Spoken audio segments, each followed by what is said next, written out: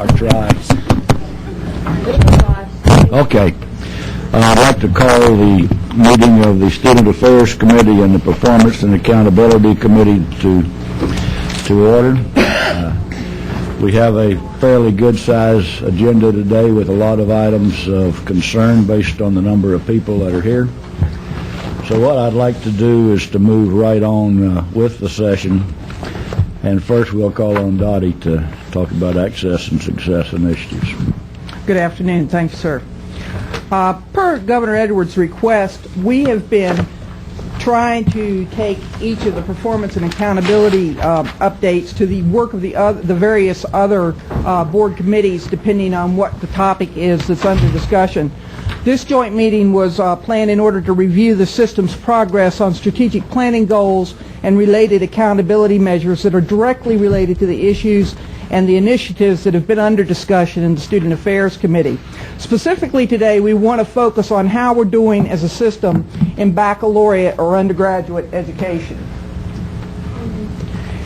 An analysis of recent data indicate that Florida really lags in the number of working age adults who have the baccalaureate degree or higher. Despite being the fourth largest state in the country, we actually rank 46th in the number of bachelor's degree per 1,000 residents. Nationally, 29% of the working age adults have the baccalaureate or higher, but if you look at the 10 top states relative to their gross domestic product per capita, they're at 33%, whereas Florida is at 27%.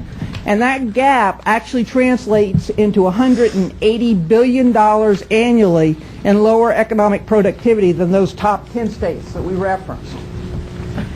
By 2027, Florida is going to need to have at least 3.5 million adults aged 25 to 64 who have the baccalaureate degree or higher if we're going to compete with the other states and nations who are actually investing more in education. That's 1 million more adults than we have right now. As we'll see in a moment, to help the state reach this goal, the state university system is going to almost need to double the number of baccalaureate degrees that we're producing in the coming decades. As we discussed in our work with the Student Affairs Committee last year, within the parameters of the Access and Success Initiative, there's a growing need for workers who actually have the training at the baccalaureate degree level or higher. And when you look specifically at the demographics of Florida, what this is going to mean is that we're going to need even more students graduating with a baccalaureate who come from traditionally underrepresented minority groups and from lower socioeconomic groups. Let me just reiterate from these earlier discussions that we face significant gaps for these groups when it comes to college readiness, access, retention, and graduation. Therefore, the gaps persist when one looks at the percentage of adults from these groups who have attained the baccalaureate degree or higher. To have the workforce that we're going to need to ensure Florida's economic and social success, we're going to have to graduate more students, close these gaps for the underrepresented groups, and increase need-based financial aid to make the baccalaureate more financially accessible to students. At this time, we want to familiarize you with some data that we think are going to serve as a really good foundation for your discussions on a number of agenda items, both today and tomorrow, particularly the ones that the agenda items that focus on increasing baccalaureate degree production within the system. Many of these same goals are being discussed at the national level. A number of our higher education professional associations, NASOLGIC and ASCU and such, are undertaking efforts to put in place voluntary systems of accountability that address some of the similar goals. You'll notice that I mentioned the NASH, or the National Association of System Head Initiative. In the next month or so, there will be a report coming out about 23 different higher education systems coming together to try to achieve some of these goals relative to doubling the numbers and decreasing the gaps, halving the gaps, and sharing promising practices across the states. I think that you'll find that the data that we're going to cover are going to set a good foundation for our Forward by Design discussions tomorrow. And we do have a couple of legislative budget requests under discussion today and tomorrow that have to do with these issues. One actually has to do with the kinds of programs and services that need to be put in place to increase our baccalaureate degree production, particularly for students from underrepresented populations, and the other is actually a performance measure to assess how our institutions are doing relative to those measures. What I want to do is start with actually taking a look at how we've been doing in baccalaureate degree production. On this particular slide, you'll notice on the left-hand side that we've had a 70% growth in our baccalaureate degree production since 1991. When Governor Dasburg led us through the strategic planning process, it was determined that we would try to reach the national average by 2012-2013. That represents a 25% planned growth between now and 2012-2013. However, if you refer back to my comment earlier, and we think about our needs in Florida beyond 2013, what you're going to note is that the SUS is going to, if we maintain the current share of degrees that we're producing for the state of Florida, we're going to need to reach the level of producing 80,000 baccalaureate degrees each year by the year 2023. When we circle back to our strategic planning goals and look at undergraduate enrollments for students from traditionally underrepresented populations, and that was defined in our strategic plan as blacks, Hispanics, and Native Americans, compared to the rest of the undergraduates, you'll notice that our percentage has increased since 1990 from 21% to 31% of the population. What I've done is I've superimposed the Pell Grant recipients. You'll remember that the Pell Grant is a federal grant that is a primary need-based grant. We've just been continuing to hang out at 25 or 26% of our graduates coming from this particular group as far as our enrollments are concerned. Then as you actually look at the degrees awarded, we also have continued to improve, but as is continually noted, our baccalaureate production is less than our enrollments. We need to continue to look for ways to get these students all the way through to successful graduation. Back up to this last one. Absolutely. What is your opinion? Why have the Pell Grants not increased at a similar percentage as the minority representation? I think that the Pell Grant recipients certainly cover a broader array of students than just the underrepresented groups, and actually we have found that socioeconomic status is probably a better indicator of how the students are going to do than actual racial or ethnic representation. And at the national level, those in, and I may not be able to say this word for word on the numbers, Governor Edwards, but those in the lowest socioeconomic groups are graduating at so much lower than those. You can take a low-performing student from a high socioeconomic group, and they're graduating at the same rates as the highest-performing academically students from the lowest socioeconomic group. Governor Edwards, as you know, the Pell Grants were stable for many years, and the state of Florida puts in less need-based financial aid than virtually any other state. We average approximately $11 a student, whereas our competitor states average about $42 a student. So the flattening out of Pell Grant, the shrinking of need-based aid has had a disproportionate effect on that group. Okay. Thank you, Pardon Dr. me for interrupting. No, that's fine. Thank you, Dr. Abel. When you go ahead and look at the degrees awarded, again, we need to focus on getting more students through. And even though we've been improving, when you lay this out against our ultimate strategic planning goal, which was to be producing at the same level as, at the percentages at the same levels as are in our adult population, we have a very long way to go. Again, I've superimposed the Pell Grant recipients, and you'll notice that although we increased from 13% to 20%, which is a 163% increase, we started so incredibly low that we can't take a lot of comfort in that. Two of our specific accountability measures focus on the percentage of degrees earned by black students and by non-black Hispanic students. The lines on the left of this graph show you our history again, and we're not making a tremendous amount of progress. There's been a lot of flat degree attainment for the blacks, although the degree attainment for Hispanics has been growing over the past number of years. Let me draw your attention over to the right side of the screen or the slide, and you'll notice those points that are circled in turquoise. What this is merely a compilation. When we set up the accountability measures, we asked each one of the institutions to establish goals for 2012-2013. The compilation of those 11 goals would only bring us to this point. But if you take it one step further and look at the points that are circled in green, which is our 18 to 44-year-old population, which is our reference group for our strategic plan, you'll see that we're going to have a hard time getting there. Now, this raises a number of questions.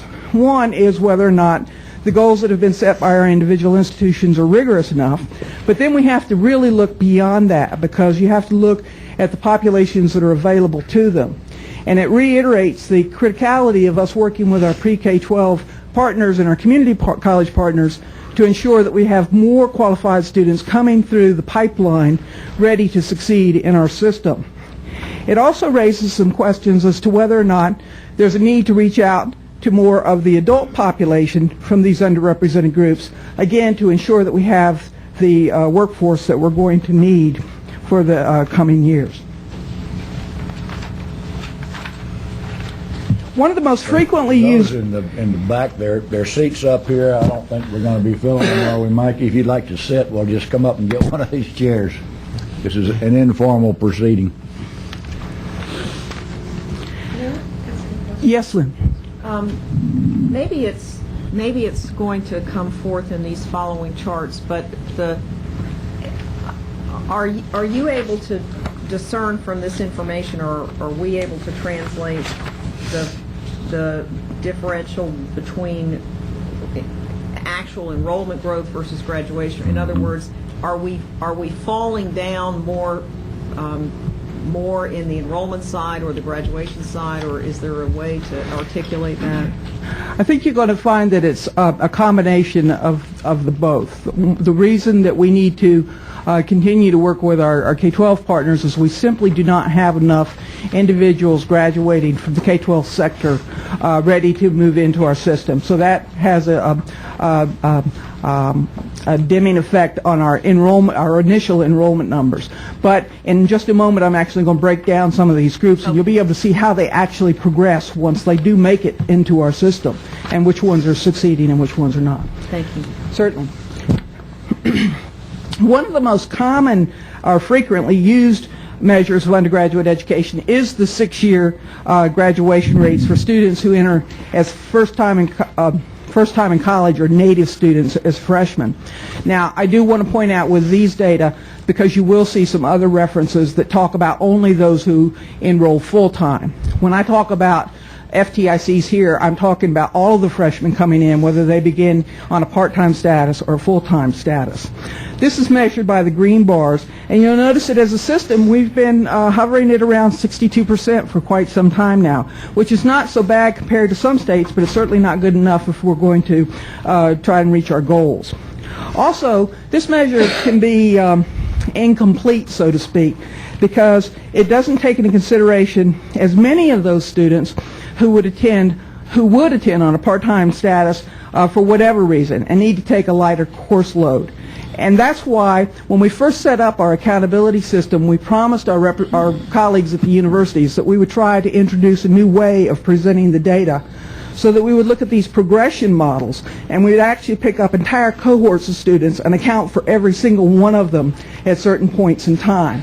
And so you can follow through any one of these cohorts, and you can tell how many actually graduated during those 6 years, how many were still enrolled in good academic standing, how many were still enrolled but they were at risk, and then, really importantly, those who left but were in good academic standing and those who left at risk.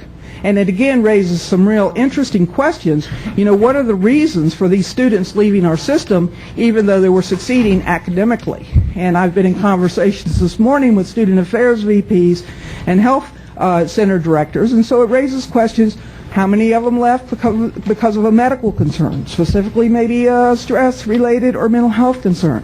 How many of them left because they couldn't finance continuing, even though they were in good shape when they left. So it raises the financial aid discussions. How many of them would come back if merely offered a good invitation, a nice letter saying, we know that you are progressing successfully, is there some reason you're not returning? And then, of course, looking at the kinds of services and programs that are needed to reduce this number of the red, which is those who are actually leaving at risk, who did not succeed academically while they were in our system. Madam Chair. Oh, Dottie, one of the, and I don't want to put you on the spot, but when I talk to business leaders and leadership on the Hill, they ask me, when did we move towards 6-year instead of 4-year? I'm asked that by the business community regularly. And how did that happen? Some of my colleagues may know the history on that. It's been 6 years for as long as I know with iPads, data collection. If anybody has, I'm looking around at my data gurus around the room to see if anybody knows when that transition took place. I think that it was an acknowledgement that 4 years is not the traditional path for a large group of our students anymore, that more and more of them are either working while they are attending school or are taking, are setting up their educational plan on a much slower Is this trajectory. the national trend? Yes, absolutely. Okay. Dottie, would you take a moment and explain the importance of iPads and why that tends to drive a lot of the discourse? I may not hit all the points that you want, but iPads does serve as our national data collection site so that we have the comparability across systems and across institutions so that we know how we're doing in comparison to our peers around the country. Any other points you wanted to make relative to that, Chancellor? Well, it's a national data source that basically we all report to, so that tends to drive the conversation. The other relevant part is that the total number of students in higher education today is about 17 million in this country. And only 3 million are considered traditional students who would be 18 to 22, 23 years old. So the end result is, if your colleagues are asking you that, Madam Chair, they're thinking about that 3 million base, not the other 14 million students that are now actively involved in what we do. I believe that's the case, Chancellor. And I thought it was an opportunity for you to talk about faculty-student ratio. We definitely will get there, Madam Chair. You missed it. On this next slide, what we did was we're continuing to still look at the first time in college. I'm sorry. Excuse me. Governor Martin. Again, going to the 6-year, program here. Now, are some of the schools also requiring students to go to summer school? And my question is, if they're going the 2 semesters plus summer A or B or C, at some point during the initial 4 years, then why is it still taking up to 6 in order to graduate? I'll open up for discussion our university representatives, but again, I think that when you look at the student populations throughout our system, you'll find that we have an increasing number of individuals who are actually working part or full-time while they're attending school. Therefore, they're taking a longer to get there. And actually, we do not want to disadvantage those institutions who are reaching out to some of the students who may find it more of a challenge to succeed in the state university system, but nonetheless they can succeed, but might need to move forward on a somewhat slower trajectory. Can I make a comment? The Chancellor is aware of a study that we just completed. The Chancellor is aware of a study we just completed at FAU.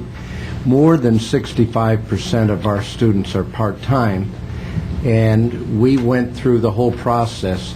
It was amazing. Some things we found out, how many left our institution and went back to the community college, recognized that that's where they should have been in the first place. Then we had the dropouts, people who just left and we couldn't track those. Then we had lots of people who left and went to a different institution, UF, FSU, North Carolina, etc., they changed on. And so then we started looking at the 65-70% of our students who are part-time, and we talked to them about what their intentions are. We have all the data. Many of them can only take 3 or 6 credits. They're working full-time. They're supporting a family. They're trying to get a degree. Many of those students took 3 or 4 years to complete the community college.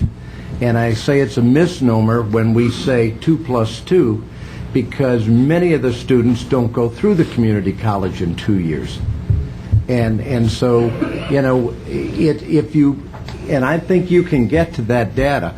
And it seems to run and we looked at it because we compared other schools. FIU has that same tracking. Interestingly enough, UCF has very much of that tracking. USF looks very much like we do, as well as FAU. When you look at UF, FSU, they're totally different. So one of the things that I throw out here and we struggle with is that we have to be very, very careful as a system that we don't put in place so many things that are going to destroy the ability of people who can only take 3 or 6 credits. Many of those are minority people, just hard-working people. And so I always raise the issue that you can make everybody look like the University of Florida, but then you're going to leave a big part of our population uneducated. Dottie, does the enrolled in good standing and some of these other numbers account for? Absolutely. A couple of data points that I can add, Governor Martin, that will help kind of clarify the situation a little bit. Our average time for those who complete the degree is only 4.3 years. So even within this 6-year rate, there's a good percentage who actually do finish in 4 years, and an even greater percentage who, if they do not finish in 4 years, actually only take 1 more semester to complete. Again, we're using the IPEDS definition as our point of reference, and therefore we're reporting the data over a 6-year period. But the 4.3 years is actually not a bad average within the nation. Another point that was brought to my attention relative to the summer school enrollment, we do still have regulations on the book about students attending at least 1 summer term. And additionally, an added factor, since we want to make sure that we're addressing the financial aid needs along the way, currently Bright Futures does not cover summer school enrollment. So that serves as a disincentive for some students to continue during the summer term. Thank you. Any other? Just to emphasize how different schools are, FSU, UF, and UCF account for just over 50% of the freshmen, but about 10% of the other category.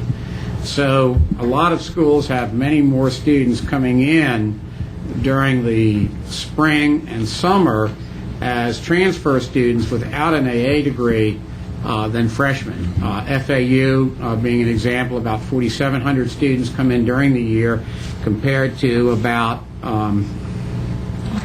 where's your freshman? 2,000, so almost twice as many other students come in as first time in college. Well, I think it's also true that as USF and UCF and FAU do a lot better with their football programs, there are going to be a lot of more people want to expand an extra fall semester in there. Let me jump ahead 1 frame. Can't take this too seriously. I love it. Let me jump ahead 1 slide just to respond to Dr. Abel's comment, because we wanted to really point out why we have to be careful using these national ways of measuring, and why the 6-year graduation rate for FTICs doesn't tell the whole story. On this one, you've got that first bar is the same one that you saw before, but when you look at our AA transfers, you can see how we're doing relative to those who have graduated or are still enrolled in good standing. And then if you look out over, and this was somewhat arbitrary, although I think it's as good a place to put the measure as any for these other students, which captures really a hodgepodge of students. The students who may have been first time in college, but they didn't enter in the fall term. It captures students who are transferring in from the private sector. It captures students who are coming in from other venues. And this is the group that Dr. Abel was talking about. And you can see that we, again, have a good bit of work to do to find out what's happening with those students who are leaving in good standing and those who are leaving at risk. Let me back up just one slide. This is just the representation, again, of all of the FTICs as well, in comparison to 6 years as well for those who are Pell recipients and those who are from underrepresented minority groups. Again, I think that it points out the need for us to dig into the data at the institutional level to see why different groups are not succeeding to graduation. Can I ask one little question about these colors? There's that little tiny sliver of the percent enrolled at risk. How long can you remain enrolled at risk? 2 semesters. Is that about it?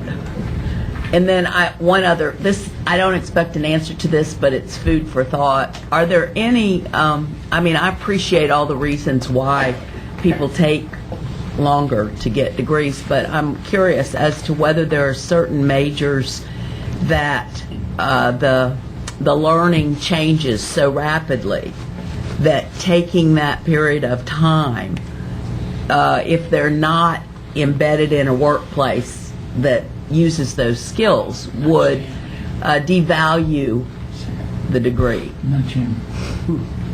Think about it. And let me frame it again as a different kind of question. It raises some interesting items for thought relative to, again, the role of financial aid. You know, is it better for a student to work more and take much longer in some of these majors to be able to finish, or if sufficient financial aid were available, the student could actually move through more quickly, not have to work perhaps as much, and be a productive member in the workforce more quickly, and the trade-off of benefits on that. Norm? One of the things that we see is Would you introduce yourself so everybody I'm knows? Norman Tripp, chair of the board at FAU. One of the things we've seen in our numbers is that if we take in students with a higher grade point average as opposed to the SAT, they seem to do better. Oh, yeah. There's no question about that. Our information is financial aid did cause many people to have to extend it out because they didn't have the wherewithal to pay for it. And I think that we believe we can change some things if we're funded so that we can have more course offerings that allows, better timing. And I think as we offer more online courses, we'll see people be able to speed the process up too. So some of those are in the future, some that we can handle right now. But clearly, there are things we can do ourselves to make it work.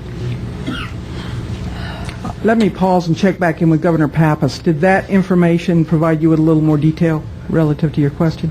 I think so. I think I need to study on it. Okay.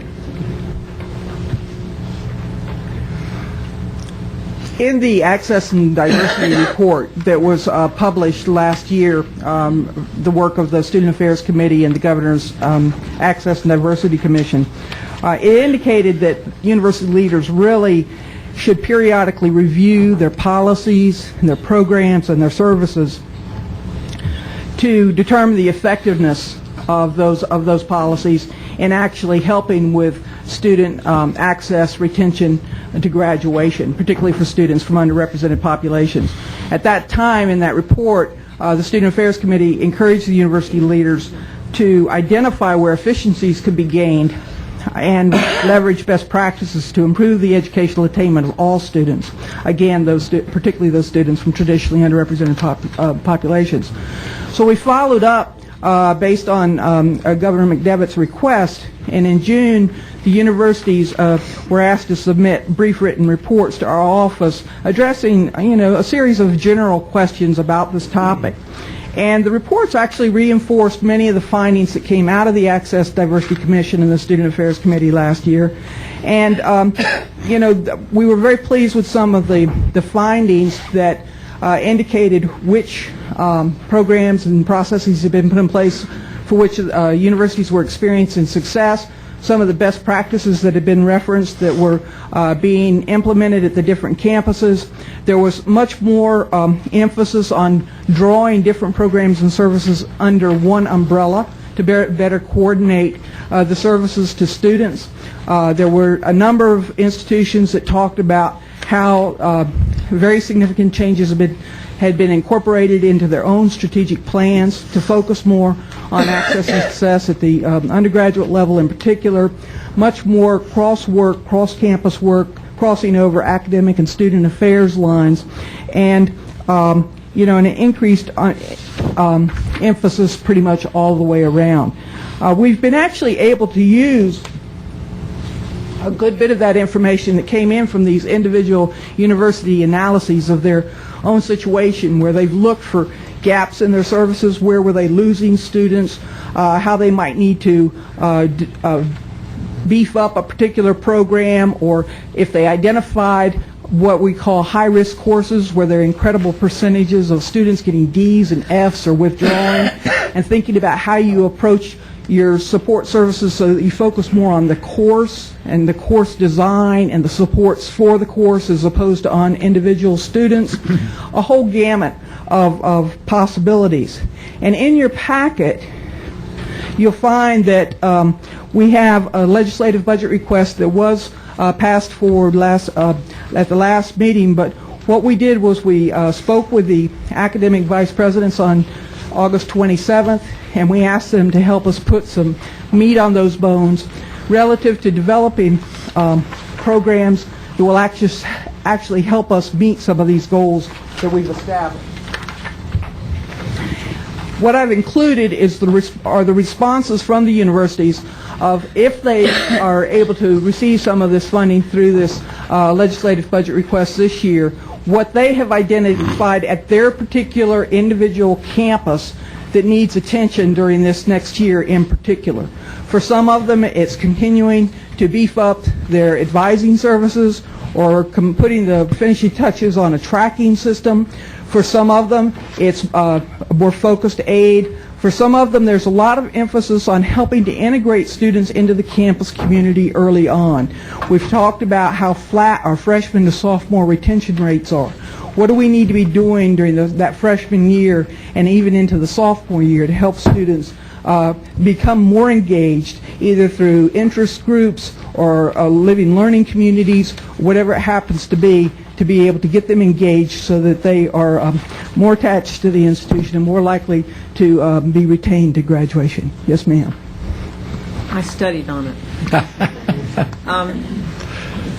What I'm trying to understand, and you don't have to answer this now, but at some point it would be useful to know, when we look at degree production as a statement of the national average, and we're focusing on that as a age group component, what I'm trying to understand, if we've got a high school, call it dropout or graduation rate, take your pick, in the 50+%, and it moves all over the place, but not too much above 60.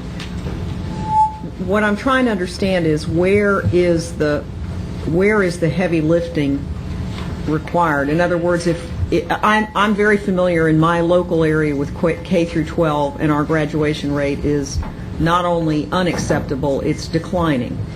And so what I'm trying to focus on is, I think as a body we should have a better understanding of where we are simply not able to get the students out of high school and even remotely on a path to college, no matter how hard we try to enroll, versus once we get them enrolled, certainly we have a challenge in retention.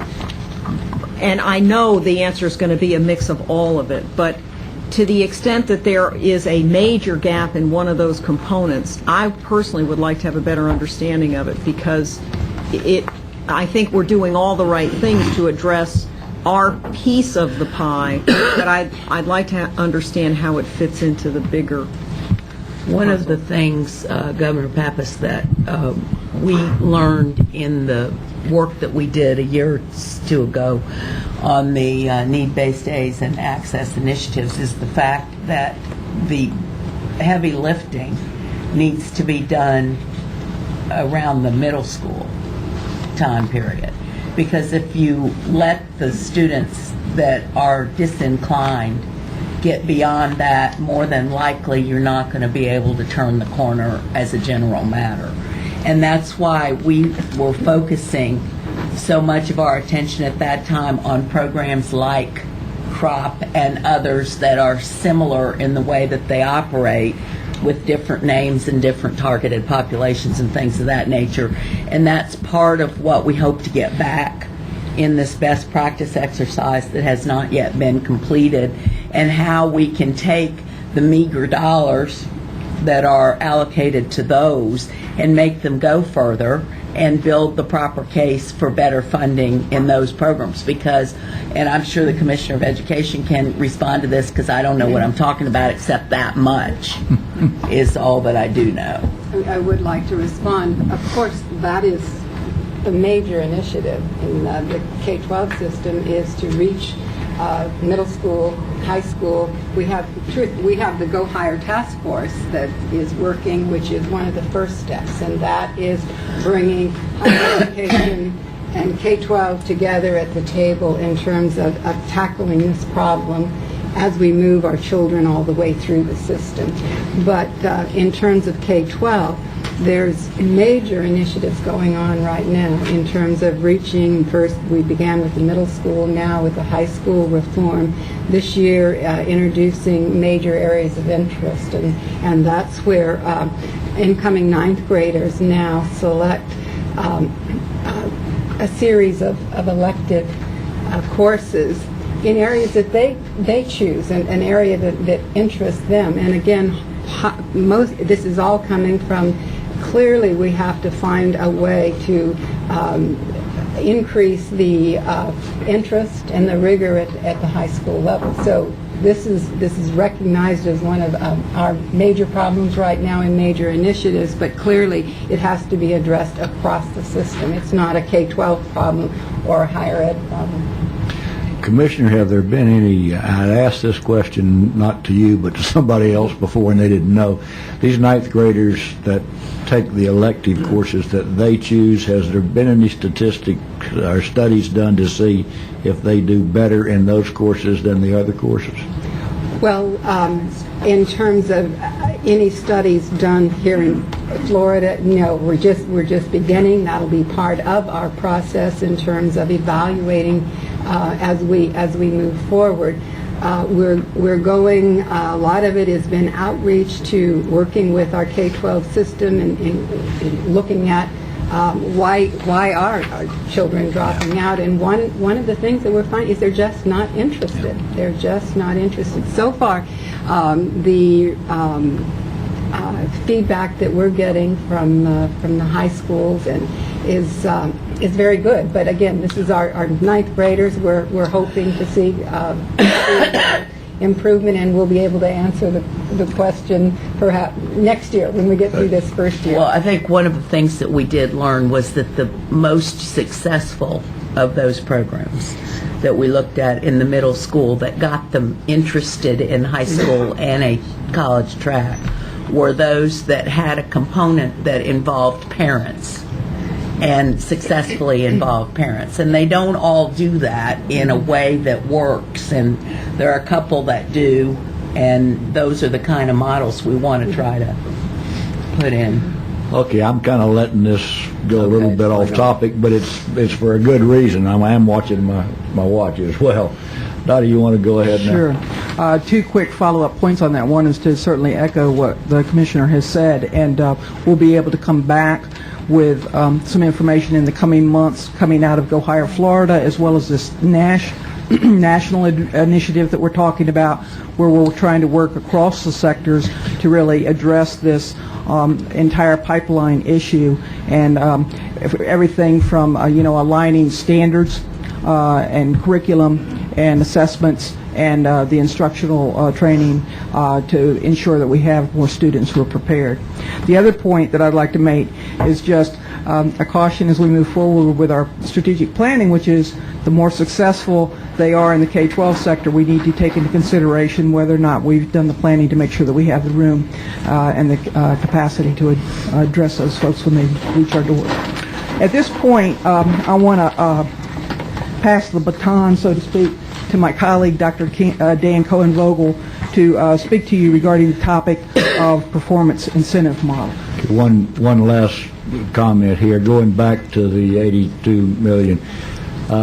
Obviously, funding is important, and somehow through this process, as we look at bright futures, I think we again have to emphasize from our perspective that bright futures should be much more need-based than across the board.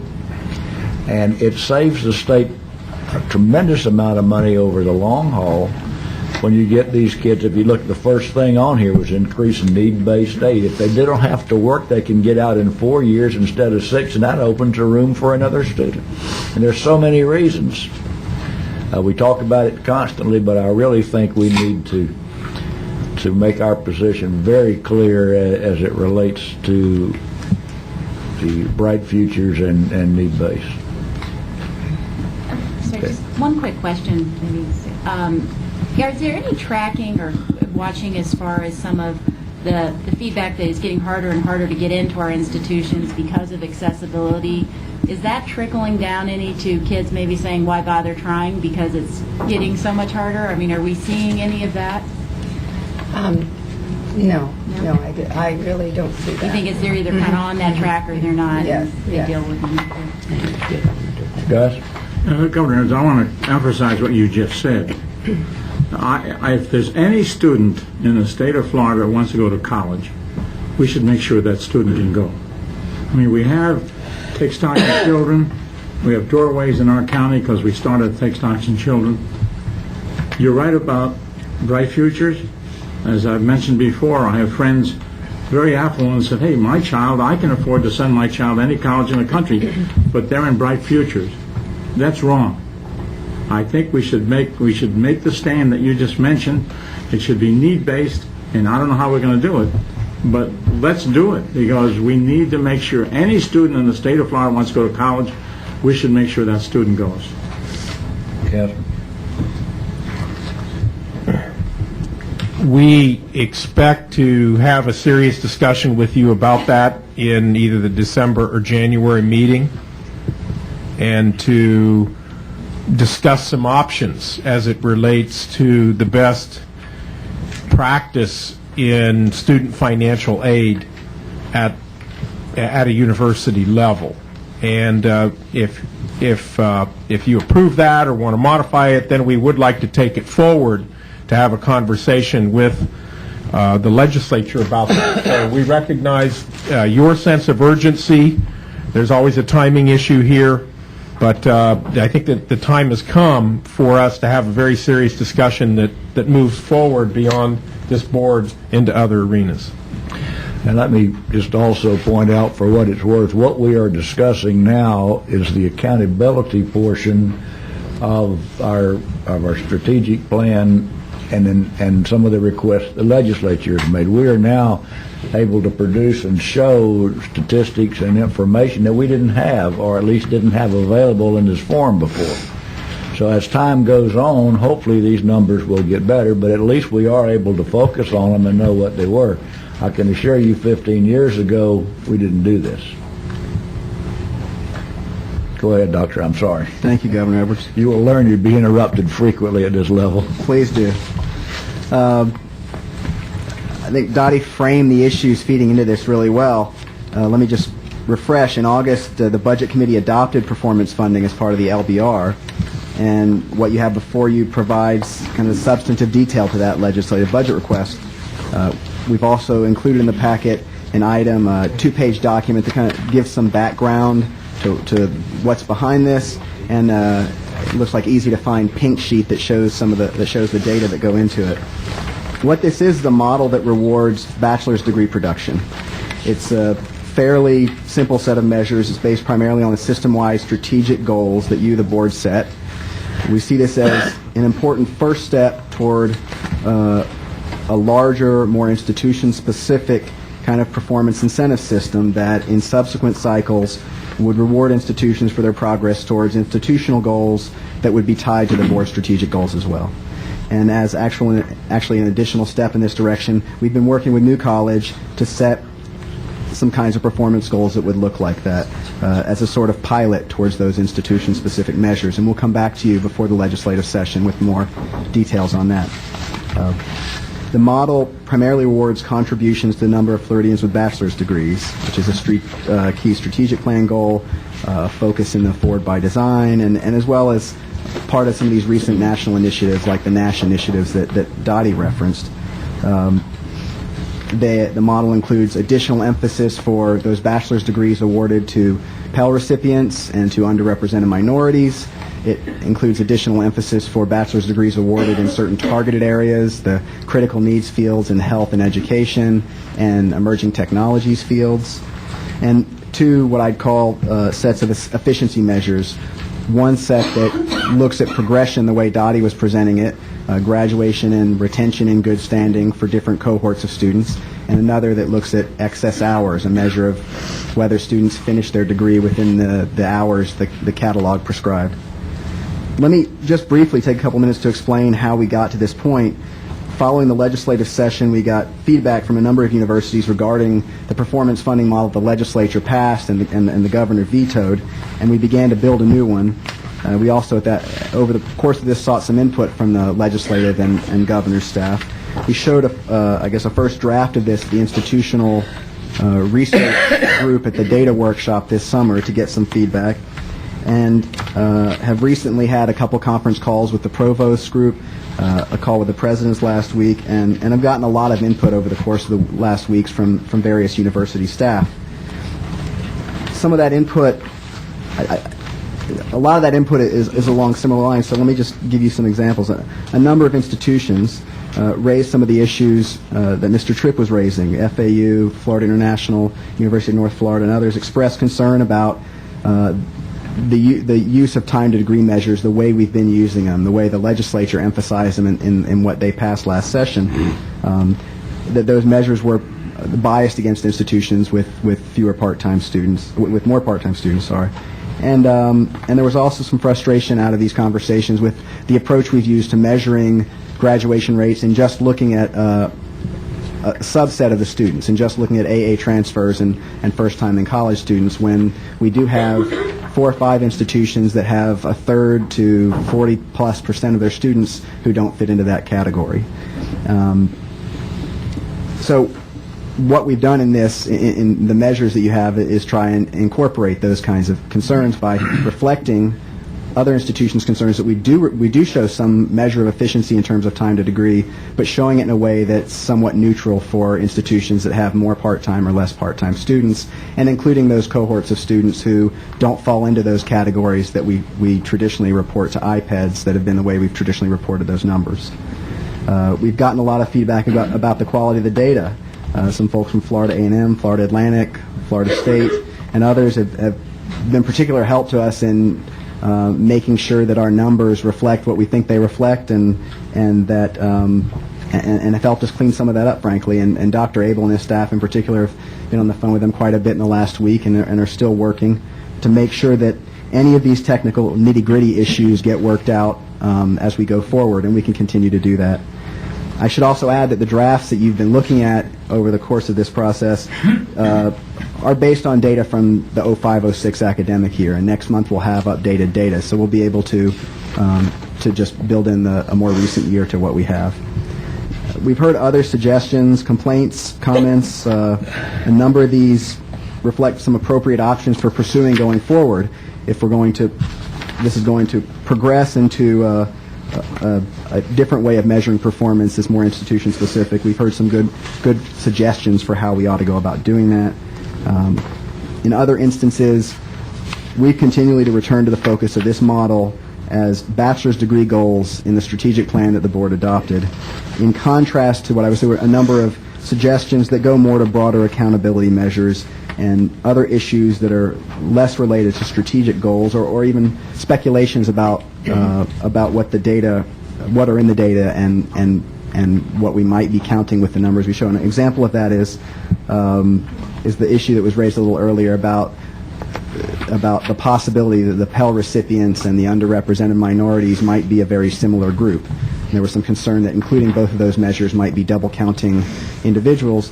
What we find is that the correlation between those two is there, but not that high. That there are a lot of non-minority students who are Pell recipients, and there are a lot of Pell recipients who are a lot of minority students who are not Pell recipients. I think I said that right. Anyway, Mr. Chair, that's the extent of my comments, and at this point we're seeking approval of these measures to go to the Budget Committee to be part of that legislative budget request. Okay, the request for 208, 209, what was there a dollar amount for the whole system in that? Yeah, the budget request is for $20 million. I thought that I saw this once before. I don't see it now. Assuming that 20 was awarded, where does it show how much each university gets on this thing? It actually doesn't on the sheet that you have before you. I did not include the weightings because I understood that this discussion was exclusively about the measures. Yeah, but to get okay, what my question is, what exactly is it that we're approving here? I thought I understood it, but I'm not so sure I do now. I'm sorry, Governor. I mean, I see all the numbers, and I understand what each one of those are, but at some point you got to total them up and get a percentage for each university. How do we get there? The measures that would go behind those numbers are on the slide in the presentation, and behind you on the board. Those would be the measures that would support that legislative budget request. And it was my understanding that the Budget Committee would take up the specific allocation of those dollars based on those measures. But I thought we did have data at one point in time that had a weighting to each of these things. What's happened to that? It still exists, ma'am. I just didn't include it in the packet. I apologize. So this is Carol, what are you? the measures. Is that what we're talking Yes. about? Yes. Under budget accountability measures. Well, they're right here. Is that what They're we're right doing? here. Yeah, but that doesn't. I agree with the chairman. I It don't doesn't really know. show. The measures are all here. I understand the measures. How much weight are you putting to each one of these categories, each one of these items? And who's going to decide that? I mean, when we talked on the phone, and I apologize for not understanding better what I thought was happening. That's my fault, not yours. But I don't, to approve something today, what is it that we're approving? I mean, that's the part that I don't see, just the measures, and you're going to have to come back later on and approve the percentages and how it works, or? Basically, Mr. Chair, our understanding was that you were to look at the measures and agree on those, and the Budget Committee would actually then begin to put the numbers to the measures. The issue for us in this venue is to understand whether you are satisfied with these measures as adequate reflections of our commitment to the strategic plan. Great, Tika, this is going to become your problem. Thank you, Governor. There was one spreadsheet that did go out. Yeah, that's I'm what sure I that saw. I had seen that somewhere. Yeah, it was. It, for some reason, was not on this one. The measures, I don't know how you could put any more things in here. I don't see any problem with those. I think there's going to be quite a bit of discussion as to how you award each university based on this, and whether what percentage of the total each one of these should be, but apparently that's going to be up to the Budget Committee, not us. Well, I guess, Mr. Chairman, though, my understanding is if we're going to approve measures for performance and accountability, we also ought to be approving what are the most important ones. I mean, which ones are weighted And then they can do whatever they want to do about how they distribute the money, but are the first two the most important, and then the rest of them are like the .25s? Is that it? I can say that the weightings in the measure for those measures that we've maintained are that there are 9 measures. The first is bachelor's degrees awarded. That essentially gets a weight of 1, and everything else is another 1/8 of a point. The other measures are the other 8 measures each get an equal weight. All right, so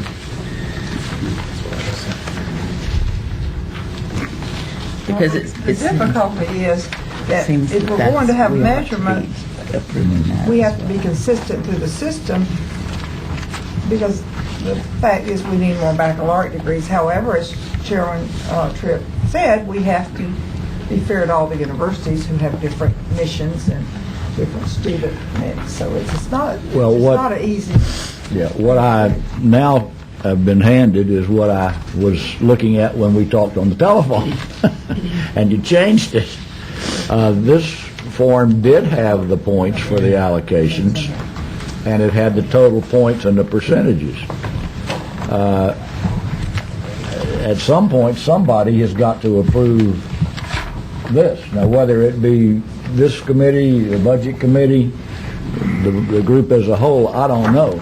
But this does show what I didn't see on the pink sheet.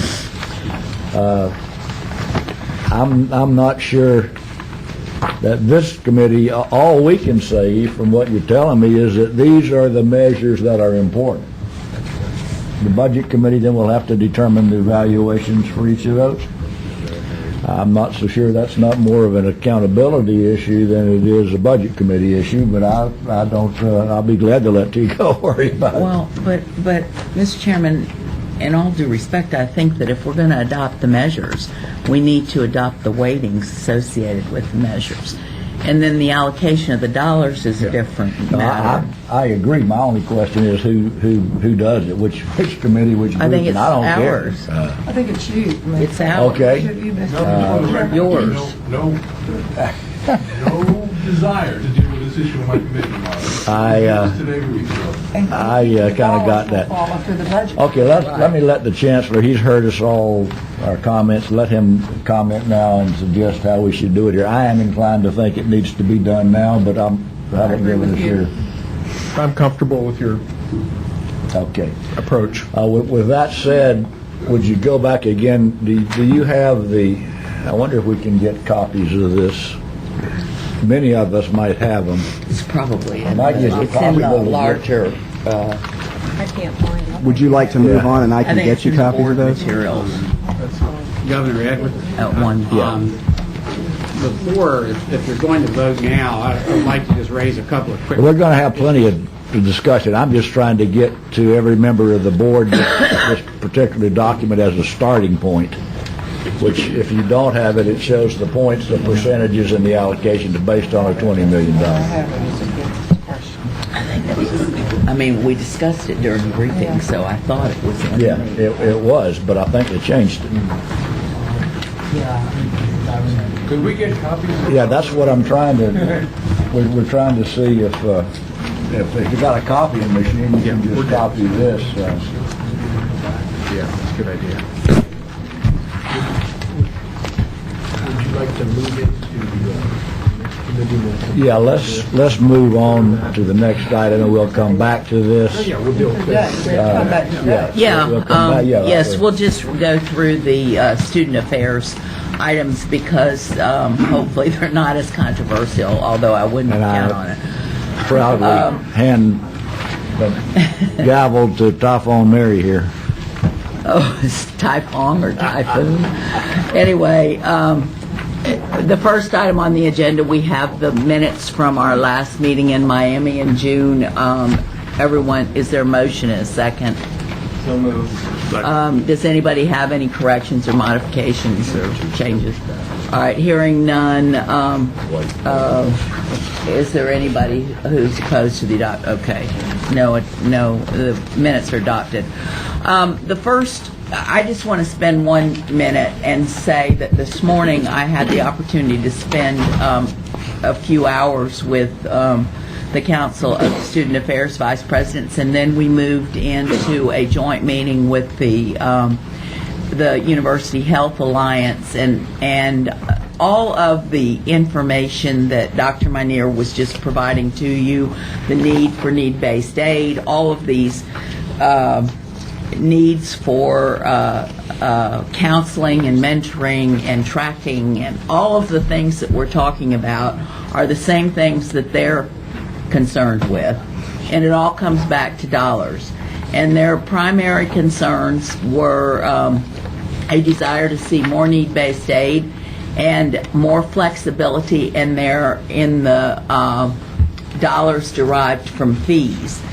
And then that again being able to speed up the time in college, reduce the need to work, and so on and so on. So we're all on the same track with this. Additionally, and later in this meeting, I hope to be able to ask to have this committee vote on this recommendation, but we talked about there are some recommendations coming out of the Health Alliance with respect to mandatory immunizations, and we'll hear what those recommendations are and decide whether we want to take action on that. But again, the same issues we've discussed in the Health Alliance having to do with mental health and the increasing need for counselors, and it all comes back to the same thing because all of this affects retention and graduation rates and successful outcomes in the university. So we're all, everybody and all of the groups are all on the same page.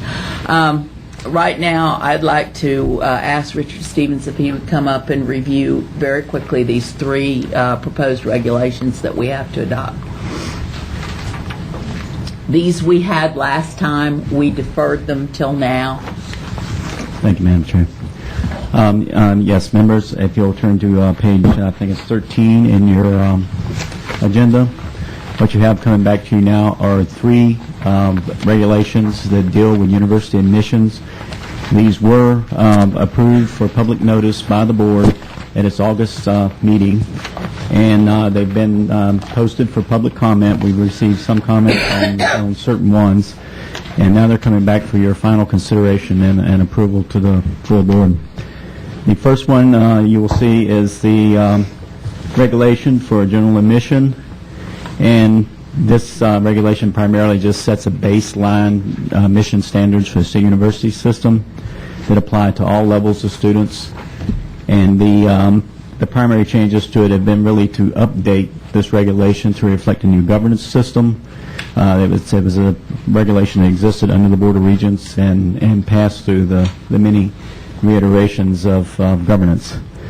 One thing I wanted to point out on this one is that there will be additional regulations that will follow it for specific types of students, and those include first time in college, transfer, international student, graduate student, etc. And there are some sections that have been struck out of this. The limited access section, you will notice, has been removed, and that was approved in March of 2007 by the board as a standalone regulation. And I'll answer any questions on this. What can you just generally tell us the thrust of each of the regulations? Pardon me? Can you just tell us generally what are we doing anything that's different? No, ma'am. I'm sorry. Yeah, no. This regulation really is just an update of the regulation that existed, and it does just set minimum standards that have existed for actually the 8 or 9 years I've been with the system, and before then.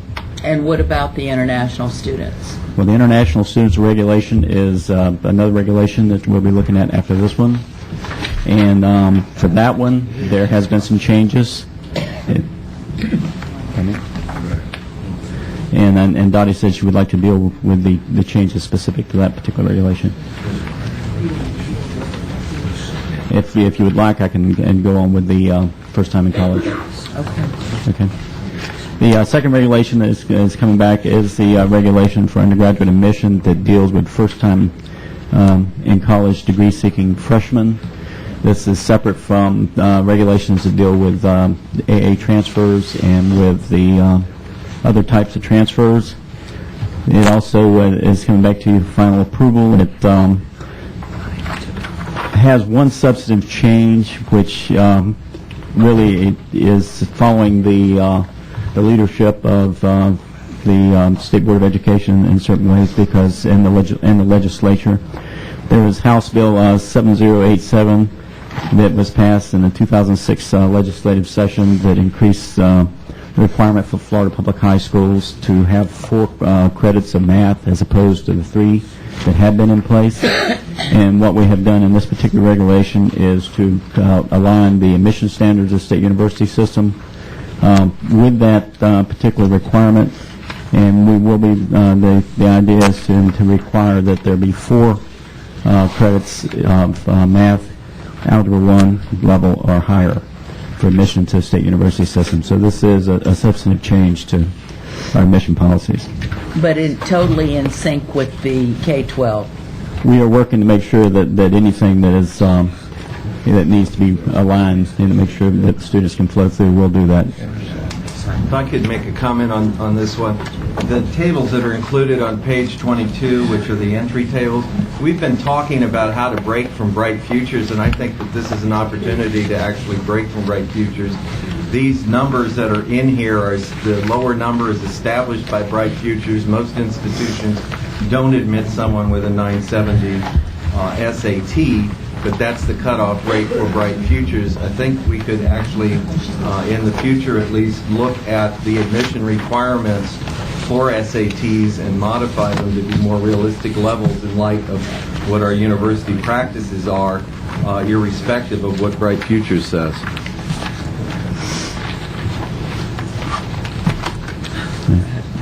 I would like to comment on that. Governor Chase mentioned that to us in the member briefings, and we thought it was a very good idea that we take a look at these particular standards. What we did in developing the new concordance table was really try to transfer the existing benchmarks and standards that we were using as accurately as possible across to the new SAT test and ACT test scores, which you will notice where previously there was only 2 categories, where now actually have a test that has 3 categories.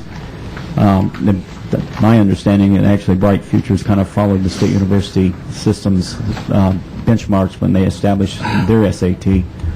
So I think perhaps that's something that should be looked at. Is there any other questions on this particular one? Yes, on page 22 again, just following up from Governor Chase. What is the difference in the 2 tables that are represented here? The first table. I'm sorry, let me get that. The first table is just the English and math. The second table includes a revised SAT, which is a critical reasoning part. The thing is that realistically you can get 480s across the board and you'd satisfy that bottom table, but that may not get you, that may not result in admission to a university, even though we're saying it's okay. So in essence, what we're doing is setting up a false expectation for parents and students as to what it is they need to get into a university system. Sure. That's absolutely true. And those standards that you see in the second concordance table will go into effect in fall 2009. So basically, it's grandfathering in students that have already went through under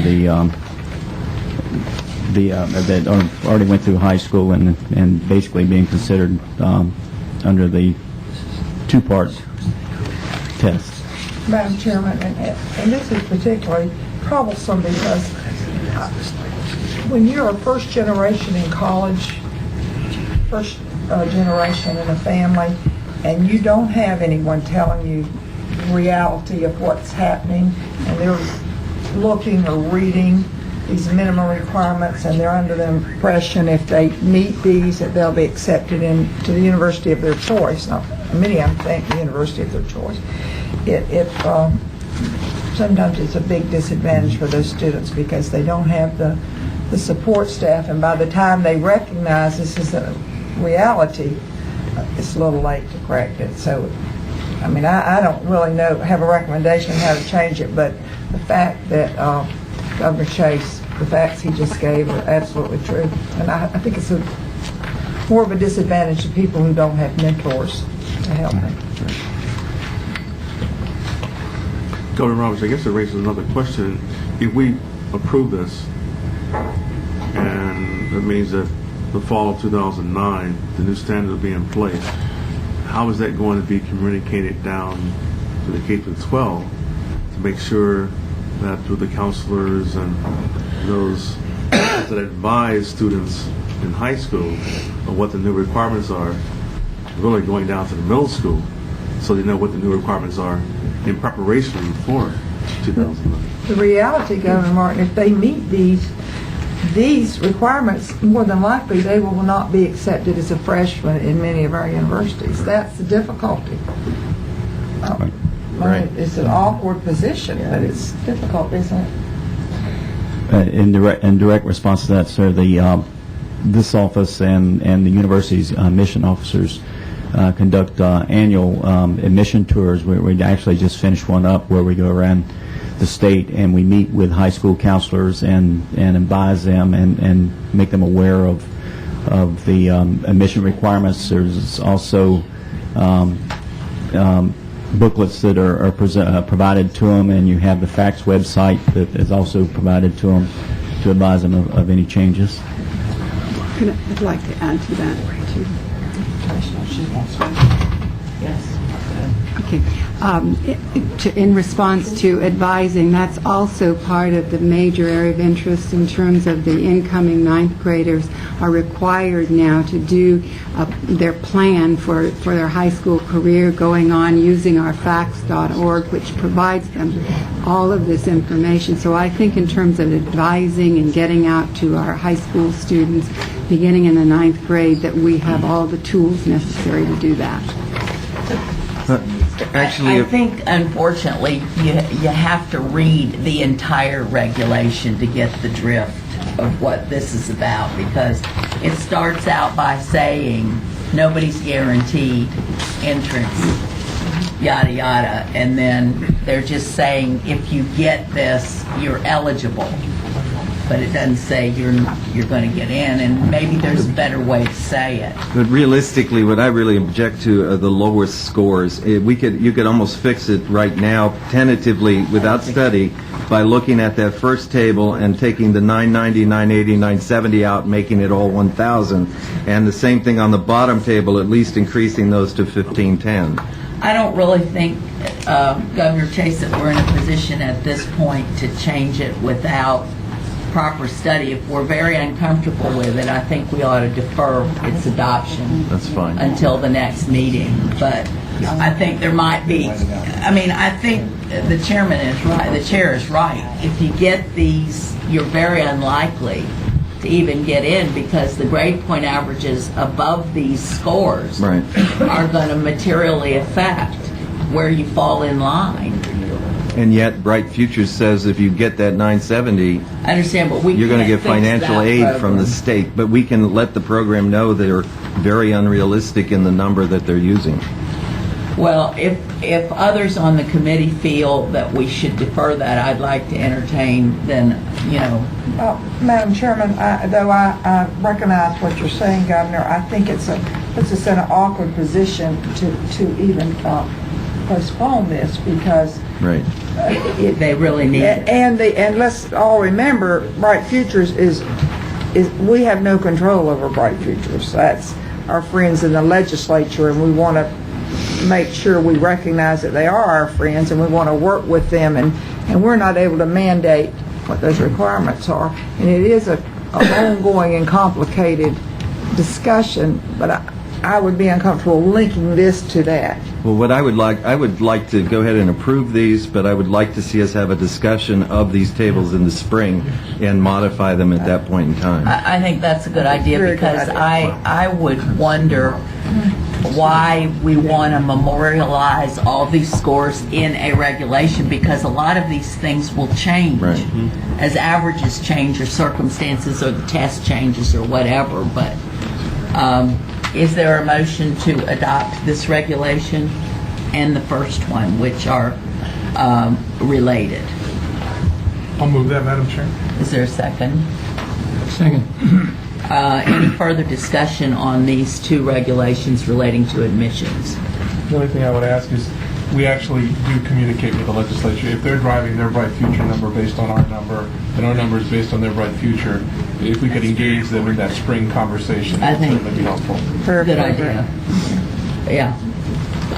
Hearing no further discussion, so many in favor of the motion say aye. Aye. Opposed, like sign. Okay.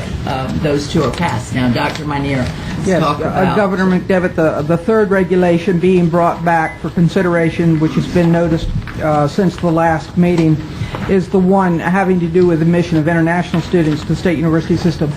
This regulation is actually a combination of an update to an existing rule and some other policies that have been in place since 1992.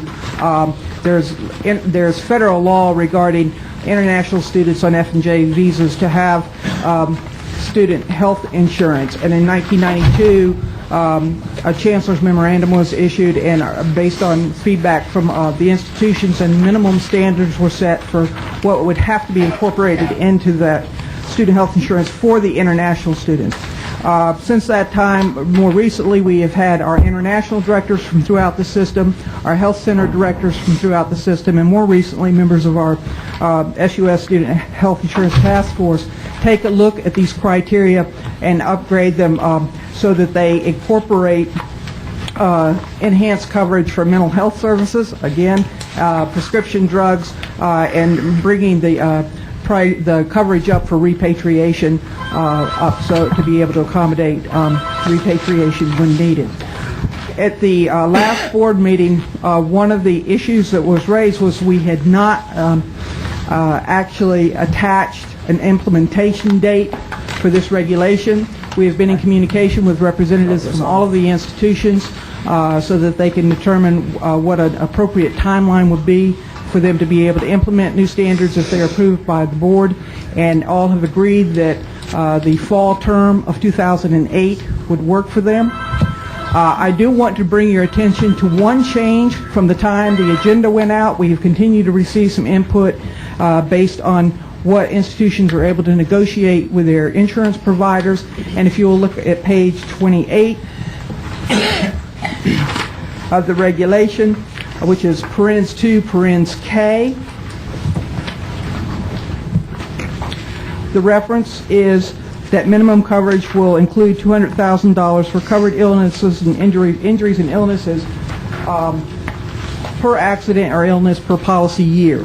We are recommending at this time for your consideration removal of the phrase per accident or illness, so that parens 2K would now read minimum coverage $200,000 for covered injuries, illnesses per policy year.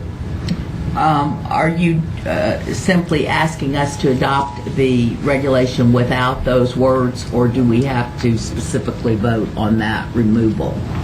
Just adopting the regulation with removal of those words would... All right. Is there a motion and a second? Moved. Second? Any discussion on this? This has been kicking around for some time, and I think it's something we have to do. All right.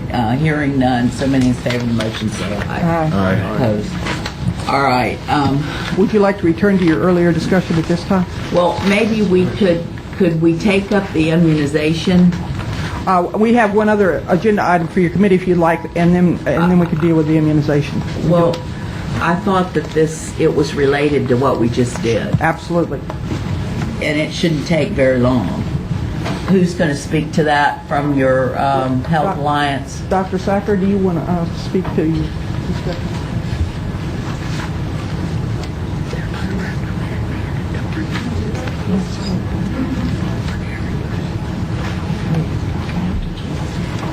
Good afternoon. Thank you for having us. I'm sure you're thrilled that we will not be talking about health insurance with you this afternoon. We are here for a very sad topic, however, and that is that we learned of the death of a student at the University of South Florida. Our sympathy goes to the administration and students and staff at the University of South Florida, and also to the young student's family and friends. We have met this morning as the Florida College Health Alliance, made up of directors of all the within the state university systems, directors of the college health centers, and we have reviewed the existing rules and regulations regarding meningitis, and we have crafted 3 recommendations for you this afternoon. The first is that the existing regulation for meningitis be upgraded from a recommendation to a requirement. That is, a recommendation is specific in stating that all new incoming at-risk students be required to show proof of the meningococcal vaccine as a requirement for matriculation.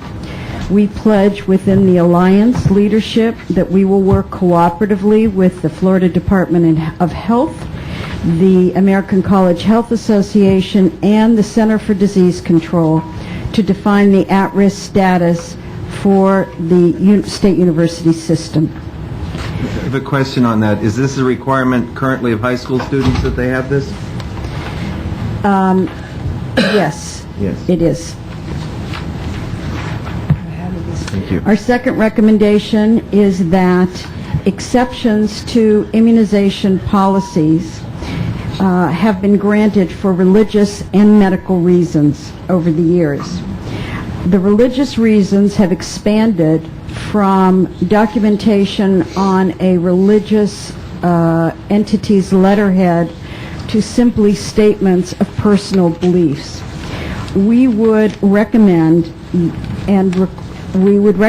that the Board of Governors form a task force with the University General Councils and the Florida College Health Alliance to review these exemption policies and practices, reducing the number of loopholes and standardizing the procedures that would be uniform within the entire state university system. Our third recommendation is that the Alliance recognizes the Florida SHOTS program, which is a Florida Department of Health program that stands for State Online Tracking System. It's a voluntary database, K through 12 and community providers, as well as the state university system, in closing the information gap so there is a statewide database of all immunizations, which is very critical to knowing and being able to review disease patterns. We recommend, as our third recommendation, that the Board of Governors require the universities, we would like to take the first step in moving from a voluntary to a requirement status, that all universities who administer vaccinations will be required to enter into this database as opposed to having a choice of whether it's done or not. We believe that will engage community providers in K through 12 in an important and critical dialogue in closing the gap between the K through 12 and higher education gap on this voluntary database. We think this database is a critical, important first step that's been undertaken by the Florida Department of Health, but we feel that if people opt out of it, there's no way to capture that data accurately, and this needs to be a scientific, data-driven enterprise so that we can make important decisions based on science as opposed to just guesstimates. I think, Dr. Sasha, we need to move on if that's... Yes, just as a final comment, we would like to pledge to you that we will review all regulations as it affects vaccine-preventable diseases among college campuses. Thank you. I think probably of the recommendations, we only need a motion with respect to the first one, and that is to require the immunizations of all incoming freshmen as stated. The other two things, I think we'd ask the Chancellor if he would form a task force and develop procedures to be able to implement the reporting requirements. I'd like to ask her to report back. Chancellor, you have that be a staff level task force and report back to this committee. Yes, as soon as we can. And I think the last comment that she made, we discussed, and that was to broaden your look at other preventable diseases, and that needs to come back. That should be part of that work. So is there a motion to adopt the required immunization? Move it. Second. Any further discussion? Could I raise a question just as a matter of implementation? There's no statement about cost and how that gets covered or timetable in terms of implementation.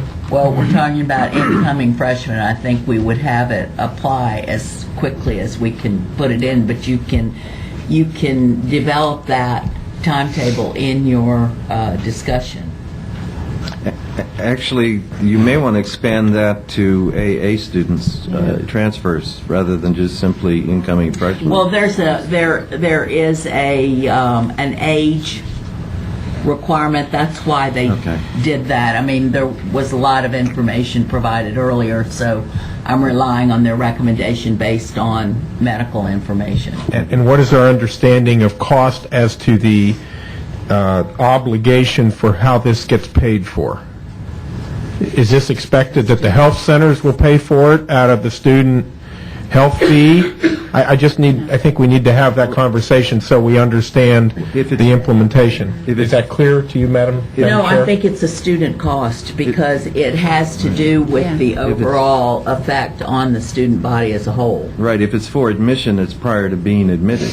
Right.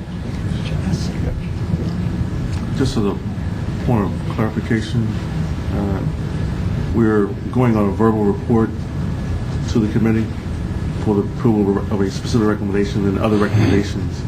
Is that going to be the rules of the day, or do we normally have a report I spelling out? understand, but this was a rather emergency kind of thing that just came up and had a very bad outcome.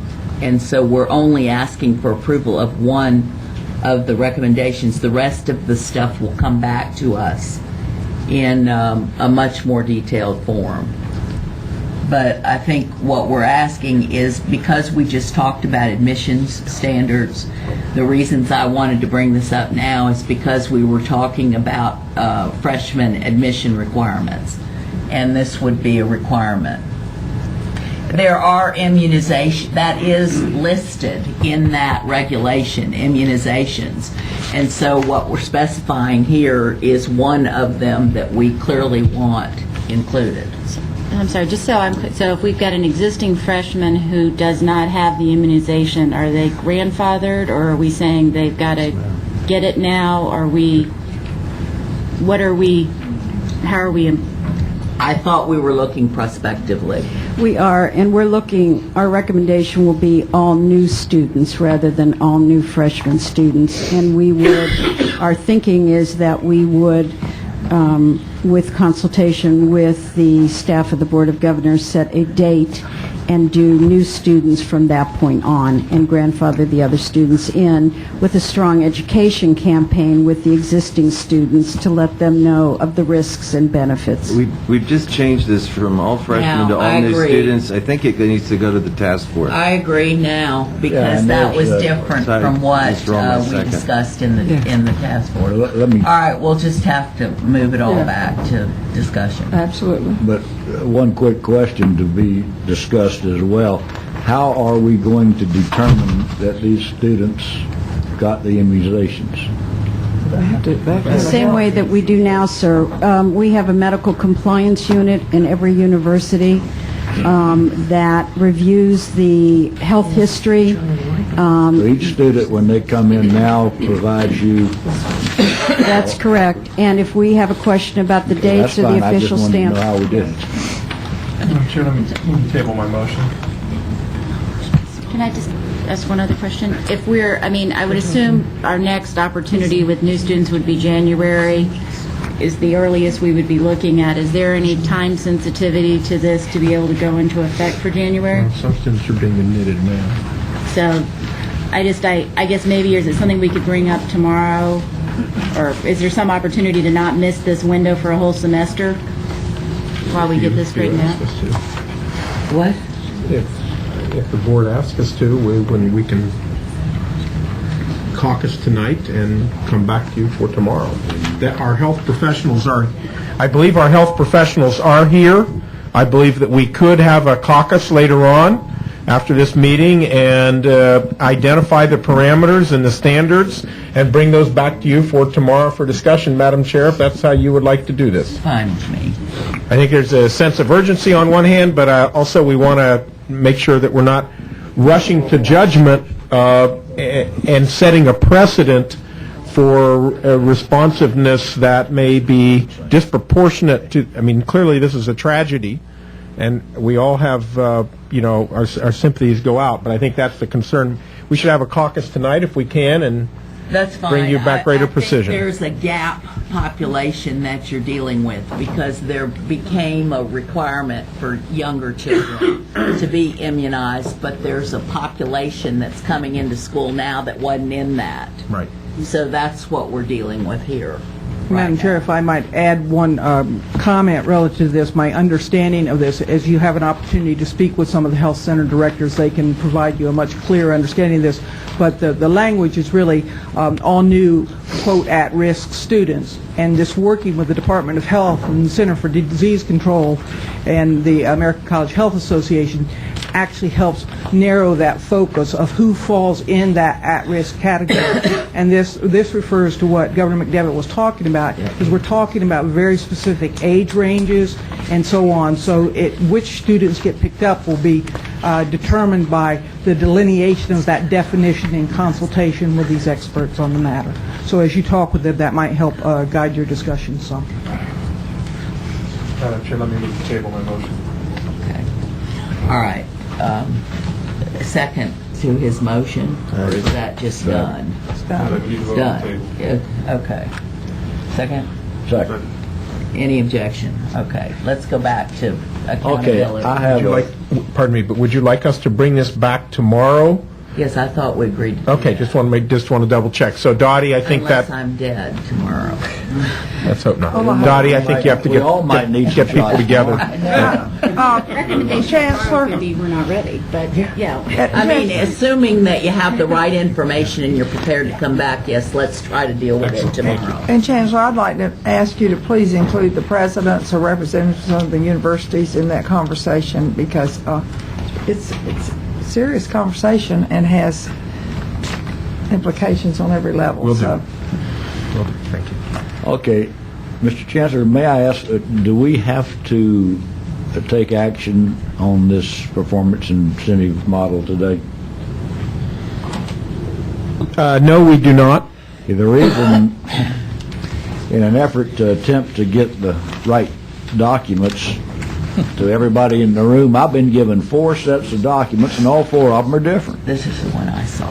Yeah, well, that's wrong. The latest. That's the one I saw Because it's got in the the... 2. That's right, that's the one I had. I would suggest, Somebody passed out the 829 one. yeah, that's, I mean, it's amazing.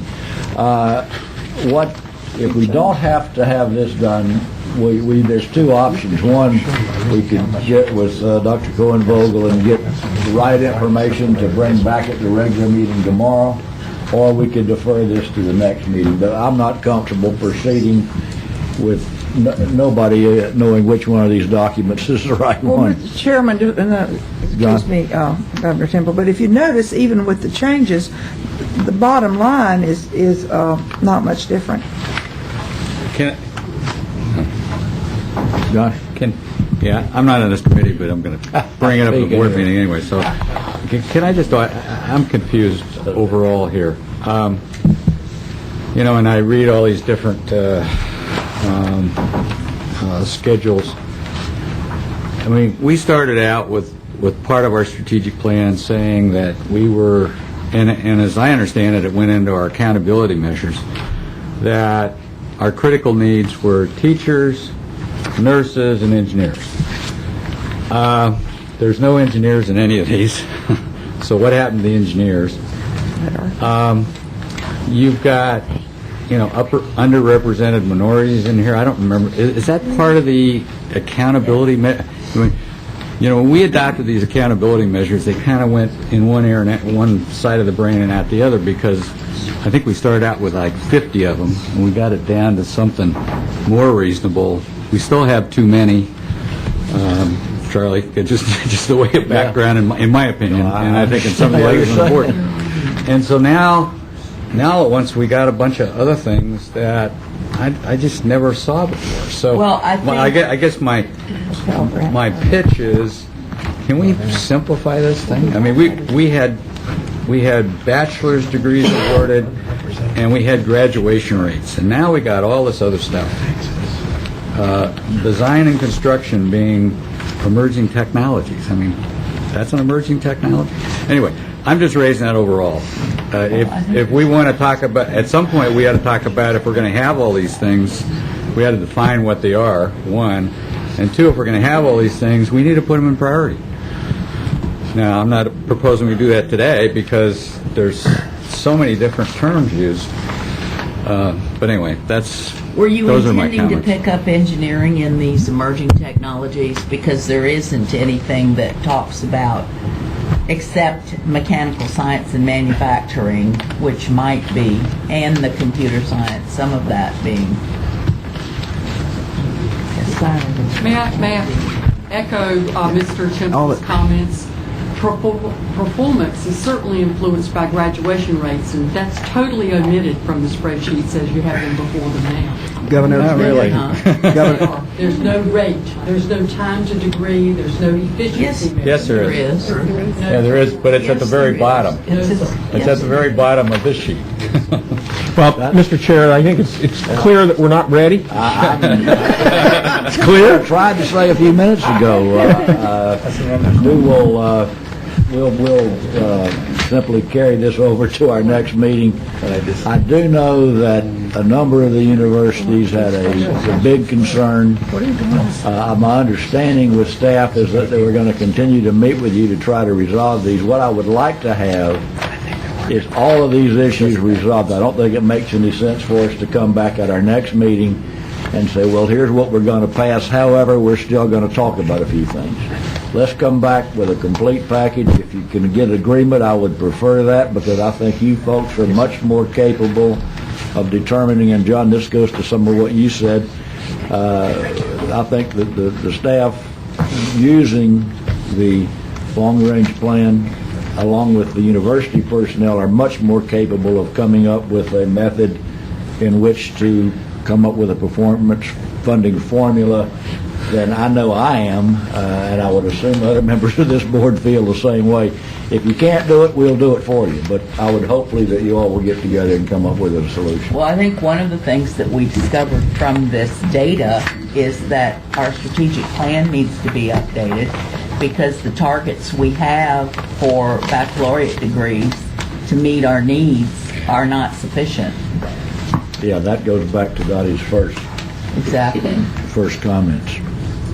Mr. Chair, it's clear as well that you are expecting as a board to play a role in this discussion. And so I think the value of this part of it has been that it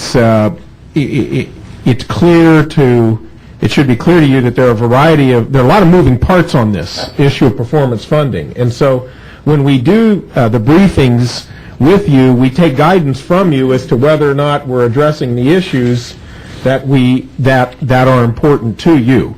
And so when we do the briefing next time, we'll be spending a lot of time on this with you, a lot more time than we spent on the briefings, to make sure that you are comfortable with all the moving parts as we're proposing to put them together. Now, having said that, the issue of performance funding in the final analysis, about all we can aim for is fairness and consistency based upon the guidance that you offer to us as to what we should be identifying and rewarding.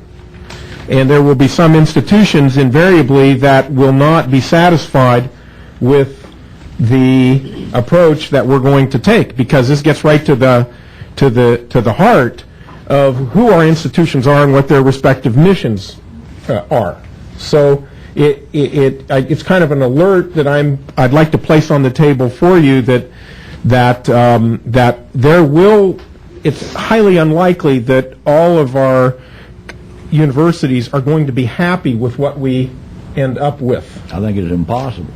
And I think I'll remind us that this one, all of us, put on our Board of Governors system-wide hat when we're making this decision and not lobby for. And let me also simply point out that of the universities who are primarily to be focusing on the awarding of bachelor degrees, they receive the less funding. My understanding, though, was that if this is a recurring funding, that the next year it will be reviewed again, and if those universities do much better, they will get a much bigger portion of the pie. And I don't know any other way to do it. I understand the argument, though, that the universities who need it the most aren't getting any of it because they haven't been performing for various reasons. This is a difficult one. I think enough has been said. Let's move on. And I'm sorry we got into this position. I certainly didn't think that we were going to today. Thank you. It does help. It helps, so. Yeah, it helped a lot, I think. John, on behalf of the Budget Committee, we thank you for taking this up. Okay, Tico, I thank you for passing it back to us. Would you also, hand out again before this next round the accountability measures? Sure, let me have it. Well, I think we're confusing terminology. That's right. Are we not? Yes, we are. These are we were adopting the accountability measures to be consistent with the strategic plan. And what's causing the confusion, I think, are these various sheets, because the one that I looked at during the briefing did not list out those critical needs. All it says is critical needs areas, and then it says emerging technologies. Those are two different things that we have in our strategic plan. And when the one that you're looking at is kind of not a comprehensive view. That's why I say we really can't look at any of these documents right now, because unfortunately they are very confusing, and we're going to work very diligently to try to get that confusion taken out of them. But John, I understand your point. I mean, we need to go back and kind of sync up the lingo we're using. And as to accountability measures, there's nothing really from the performance funding end, which comes back to a budget request on our part that says they have to be in conformity with that. They can be, but that's kind of a different issue. Okay. Right, and another point, just to close the door on this, we've got to make sure, though, that the universities themselves have strategic plans that are consistent with our strategic plans in this area. Otherwise, whatever we do is kind of little or no value. And I believe we're dealing with that tomorrow in Forward by Design. Right. All right, so we're back to me. Back to you. That's a new TV program, I understand. We're going to talk about graduate student support. Dr. Manier is going to introduce this, and hopefully Dr. Abel and Dean Marcus will add some detail. Absolutely. This legislative budget request issue was presented to the Budget Committee at the last meeting, but in order to ensure consistency in process, Governor Perez asked us to bring it back to this committee for review and recommendation. He also asked that we review this and other items with members of the Council of Academic Vice Presidents, which we did on August 27th. In our discussions with the provost, a couple of questions were raised, one of them being whether or not we should consider or could consider graduate fellows along with graduate assistants in possible receipt of these stipends. Graduate fellows, and I will let our Dean of Graduate Studies from Florida State provide you with more information about this. Traditionally are the students who are actually not working for the award they receive. They're actually the creme de la creme of the students pursuing degrees in our system. After our conversations with the Council of Academic Vice Presidents, we continued our conversation with the Council of Graduate Deans. The original request was for a little more than $15 million for teaching assistants, research assistants, and other graduate assistants. And we have gotten updated data so that the number actually goes up even to accommodate those students. To some degree, we actually employed over 14,600 RAs, TAs, GAs in the fall of 2006. We also enrolled 2,685 graduate fellows during that same time. So the updated request I've actually put into two pieces for your consideration. One is the original but updated request for TAs, RAs, GAs, which now, based on current data, would be $16,830,000. If you decide that the graduate fellows should be included, this would represent an additional $4,027,500. At your pleasure, Madam Chair, at this time I'd like to ask Dean Marcus to join me and speak a little bit to the criticality of this legislative budget. Okay.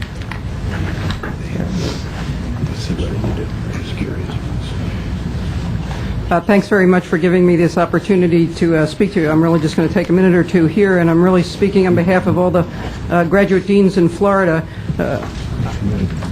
Support for graduate students is probably the number one issue on the minds of graduate deans, not just here in Florida, but nationally. I think it goes without saying, but I'm going to say it anyway, that graduate students are an essential element of higher education and participants in higher education at our universities. They play a role in both research and in instruction. As teaching assistants, they function as graders, they function as instructors in lower level courses. Basically, we could not offer the courses that we do if we didn't have teaching assistants. They also play a vital role as research assistants, working on their own research, but also working together with faculty. And clearly, the reputations of our universities are a function of both our faculty and our graduate students. They represent really the next generation of highly skilled professionals, and they are an essential, they will contribute to our workforce in Florida, the country, and actually globally. This is essential, and it's essential in terms of contributing to economic prosperity. At the national level, this is of increasing concern. There have been numerous documents. This is just an example of one. In the last year or so, the President passed and Congress passed the American Competitiveness Initiative, so important, calling attention actually to graduate education, especially in science, technology, and engineering. And the reason why there is so much concern is that competition for graduate students is increasing. We're not only competing for graduate students domestically, our domestic students, but also our international graduate students. They're vital to higher education. And so providing competitive offers is essential to attract the best and brightest students to our institutions. Health insurance is one aspect of offering those competitive packages. Critical are stipends or fellowships, tuition waivers, and health insurance, without a doubt. And you have some information there also in your packet about some of the top-ranked institutions are increasingly offering and complete coverage for health insurance. So it's really vital for us to compete for the best and brightest students. And I think just in closing what I'd like to say, the graduate education is often perceived as a private good, a benefit only accruing to that graduate student. I think that's a terrible mistake. We, by investing in graduate students, are making an investment in our future, not only the state of Florida, but the country. So I appreciate having the opportunity. Thank you. Let me just say that since I've been on this board, this issue has come to this committee in about 3 or 4 different forms. And many times, the first several times we were working with tuition waivers or including graduate students in those that qualify for in-state tuition and so on. And so this is it is a serious problem. And it's something that we have to address. So this iteration is where we find ourselves today, and that is what can we do to be able to attract the kind of, and retain the kind of graduate student assistance that we need to have to maintain the quality of those programs. Yes, sir. Madam Chair, we've had the graduate assistant TA and RA conversation at length. I'm fully in support of that piece of this. I cannot, for the life of me, get my arms around the graduate fellows. Well, and I think that's coming to us late, and I myself am uncomfortable dealing with that today because we've not had those discussions over a long period of time. I understand what you're saying, but it's a new piece of information. Certainly. And I'd like to not. What I was going to do, Madam Chair, is move the graduate assistants, the TAs, and the RAs as recommended so we can have that conversation. And if we get to the graduate fellows, I won't be supportive of it, but I'm happy to listen to others. But I wanted to move the first piece of that, the 16.83. Is there a second to that? Second. Is there further discussion on that motion? I'd just like to speak to the use of the word graduate and fellow here. Fellows have various meanings, and I think there's some confusion over the use of the word. Perhaps if we could change that, because sometimes if you graduate, you become a fellow, and I think there may be confusion with somebody who's graduated who's been named a fellow of a department, as opposed to someone who is granted a major scholarship who is also then called a graduate fellow in this sense. But I think there needs to be more discussion on this topic. Right, and so the motion before us is now to approve this regulation without the inclusion of graduate fellows. And we have a motion, and do we have a second? Did we have a second? I'm sorry. Yes. Yes, Governor Pappas. Is there further discussion on that regulation? All right, hearing none, somebody in favor of the adoption, say aye. Aye. Opposed? Okay, the motion carries. Is there anyone who'd like to move separately the graduate fellows at this time? I'd like to just speak to the graduate fellows if it is actually a true fellowship. In other words, if the person is an enrolled student taking and is being given money to go to school but not having to work, and they are getting an equivalent amount of money of at least a .25 FTE that's being given to them, and they're a full-time student, then I think they are in a similar category and are exceedingly deserving of getting health insurance as well. Well, I think we need to probably study that a little further and maybe provide additional definitions. So why don't we ask staff to further, we can take it up at another meeting. Just so that you have, so you can pursue the data that are in front of you, it very specifically addresses only those enrolled students who are receiving scholarship funds as enrolled graduate fellows. There was a determination not to include postdoctoral students engaged in postdoc opportunities in this particular discussion. Yes, the information is clear here, but I do think it's coming to us at a very late date, and so I'm happy with us looking at it further later. Okay. That's all that's on this agenda. Mr. Governor Edwards, do you have anything further? I do not. All right. Yes. Madam Chair, just a question, not to go back, I need this information. You mentioned before about, we had a terrible meningitis case. And my question is, as a transfer student or as an incoming freshman, the health records, I know the Chancellor mentioned the health people are here. When the health records go to the school, to the university, showing meningitis shots or whatever, is there also anything concerning emotional problems? I'm thinking, of course, of Virginia Tech.